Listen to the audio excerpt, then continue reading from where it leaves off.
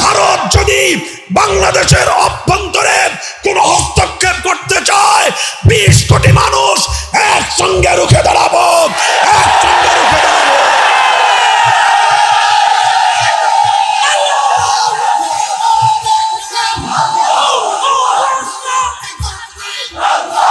কিন্তু যদি ইসকন নামক যেই সন্ত্রাসী জঙ্গিবাদী সংগঠন হিন্দুত্ববাদকে বাংলাদেশের মুসলমানদের উপর চাপিয়ে দেওয়ার চেষ্টা করে, ইসকনের জায়গা বাংলাদেশে হবে না।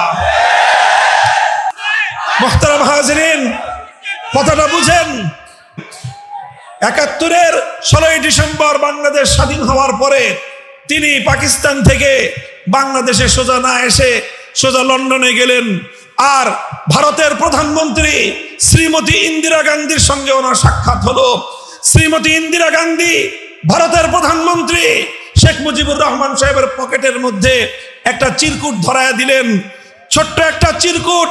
সেই চিরকুটের মধ্যে তিনি ভারত রাষ্ট্রের যে সংবিধান, সেই সংবিধানের মূল নীতিগুলোকে বাংলাদেশের রাষ্ট্রের সংবিধানের মূলনীতি হিসেবে সাব্যস্ত করার জন্য শেখ মুজিবুর রহমানকে অর্ডার করলেন। শেখ মুজিবুর রহমান সাহেব বাংলাদেশের নেতা হয়ে ভারতের প্রধানমন্ত্রীর নির্দেশে ভারতের সংবিধানের অনুকরণে ৭২ সালে বাংলাদেশে একটা সংবিধান দিলেন। সেই সংবিধানের ৪ মূলনীতির অনেকগুলো মূলনীতি ছিল কুফরি মূলনীতি, ইসলাম বিরোধী মূলনীতি।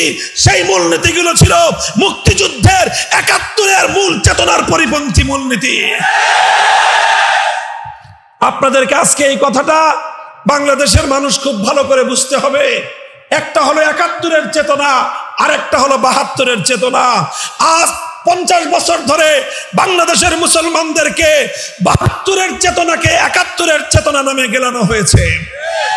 এই যে ভেজাল চেতনা খেয়ে খেয়ে এদেশের মানুষ অর্ধেক আওয়ামী লীগ হয়ে গেছে। ৭১-এর চেতনা ৭২-এর চেতনা এক নয়। ৭১-এর চেতনা ছিল জালিমের বিরুদ্ধে মজলুমের লড়াই। ৭১-এর চেতনা ছিল অধিকার আদায়ের লড়াই। ৭১-এর চেতনা ছিল স্বৈরাচারের বিরুদ্ধে লড়াই। ৭২-এর চেতনা ছিল ইসলামের বিরুদ্ধে লড়াই। ৭২-এর চেতনা ছিল কুফরি ধর্মনিরপেক্ষতাবাদ। ৭২-এর চেতনা ছিল বাংলাদেশের স্বাধীনতাকে ভারতের সামনে বলি দেওয়া। সেই ভারতের সাথে, ভারতের রাষ্ট্রের সামনে বাংলাদেশকে বলি দিয়ে বাংলাদেশের সংবিধানকে জবাই করে ভারতীয় সংবিধান বাংলাদেশের জনগণের উপর চাপিয়ে দেওয়া হয়েছিল। এই জন্যই ভারত সবসময় চায় তার সেবা দাস এই বাংলাদেশে থাকুক। মুহতারাম হাজিরিন, দীর্ঘ লম্বা আর আমি কোনো কথা বলবো না। এই জায়গাটায় আমি আমার আলোচনা সমাপ্ত করব শুধু একটা কথা আপনাদেরকে বুঝায় দিয়ে। খুব ভালো করে বুঝে রাখেন। অনেকে মনে করে ধর্মনিরপেক্ষতা মানে হলো ধর্ম পালনের স্বাধীনতা। না, ধর্মনিরপেক্ষতা মানে কোনোদিন ধর্ম পালনের স্বাধীনতা নয়। ধর্মনিরপেক্ষতার মূল অর্থ হলো রাষ্ট্রের সঙ্গে ধর্মের কোনো সম্পর্ক থাকবে না। এটাই হলো ধর্মনিরপেক্ষতার সকল বিবেচনা গ্রহণযোগ্য যে ডেফিনিশন। সেকুলারিজমের অর্থই হলো রাষ্ট্রের সঙ্গে ধর্মের কোনো সম্পর্ক থাকতে পারবে না। যদি একজন মানুষ ধর্মনিরপেক্ষতাকে মানে, কোরআনে পাকের সূরাতুল মায়েদার 6 নম্বর আয়াতকে অস্বীকার করতে হবে। আর যদি সে কোরআনে পাকের সূরাতুল মায়েদার 6 নম্বর আয়াতকে বিশ্বাস করে, ধর্মনিরপেক্ষতাকে সে মানতে পারে না। আল ইয়াওমা আকমালতু লাকুম দীনাকুম ওয়া আতমামতু আলাইকুম নি'মাতি ওয়া রাদিতু লাকুমুল ইসলাম দীনা। ইসলাম হলো পূর্ণাঙ্গ জীবন ব্যবস্থা, এটা আল্লাহ বলে দিয়েছেন। সুতরাং ইসলাম অনুযায়ী মানুষের ব্যক্তি জীবন চলবে, ইসলাম অনুযায়ী মানুষের সমাজ জীবন চলবে, ইসলাম অনুযায়ী মানুষের পরিবার জীবন চলবে, ইসলাম অনুযায়ী মানুষের অর্থনৈতিক জীবন চলবে, ইসলাম অনুযায়ী মানুষের রাষ্ট্র এবং রাজনীতি চলবে। যদি কেউ বলে যে ইসলামের মধ্যে রাষ্ট্র এবং রাজনীতি নাই, তাহলে সেই ইসলামকে অস্বীকার করলো, ইসলামের একটা অংশকে অস্বীকার করলো। যে ইসলামের অংশকে অস্বীকার করে সে কোনোদিন ইমানদার হতে পারে না। মুহতারাম হাজিরিন, আমরা আলেমরা এতদিন ধরে চিৎকার করে আসতেছি যে এই ধর্মনিরপেক্ষ মতবাদের মাধ্যমে ভারত বাংলাদেশের উপর আগ্রাসন চালায়। আর আজ এখন দিবালোকের ন্যায় স্পষ্ট হয়ে গিয়েছে এই ধর্মনিরপেক্ষ নামক কুফরি মতবাদের মাধ্যমে ভারতীয় আদর্শই বাংলাদেশে 50 বছর পর্যন্ত চলেছে। 75 সালের পর বাংলাদেশের একজন রাষ্ট্রনায়ক তিনি এই ধর্মনিরপেক্ষতাকে উৎখাত করে তার পরিবর্তে আল্লাহর উপর অবিচল আস্থা এবং বিশ্বাস তিনি সংযুক্ত করেছিলেন। কিন্তু 8 সালে আবার এই ফ্যাসিবাদী সরকার ক্ষমতায় এসে আল্লাহর উপর অবিচল আস্থা এবং বিশ্বাসকে দূর করে দিয়ে এই দেশটাকে আবার ভারত মাতার চরণে বলি দেওয়ার ব্যবস্থা করেছিলেন। তিনি বাংলাদেশের মানুষের স্বার্থ দেখেন নাই, তিনি ভারতের স্বার্থ দেখে এই বাংলাদেশকে ভারতের জন্য কোরবানি করতে বলি দেওয়ার জন্য যা কিছু করার তাই করেছিলেন।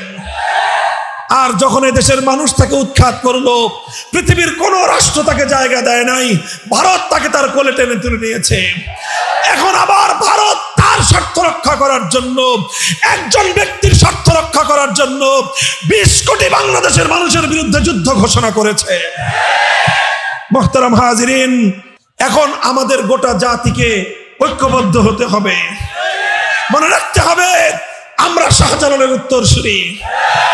মনে রাখতে হবে শাহজালালের চেতনা ছিল এই জমিন থেকে গৌর গোবিন্দকে উৎখাত করা।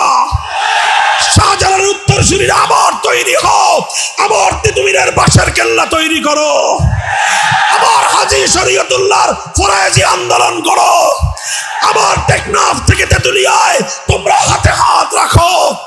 ভারত যদি বাংলাদেশের অভ্যন্তরে কোন হস্তক্ষেপ করতে চায়, 20 কোটি মানুষ একসঙ্গে রুখে দাঁড়াবো, একসঙ্গে রুখে দাঁড়াবো।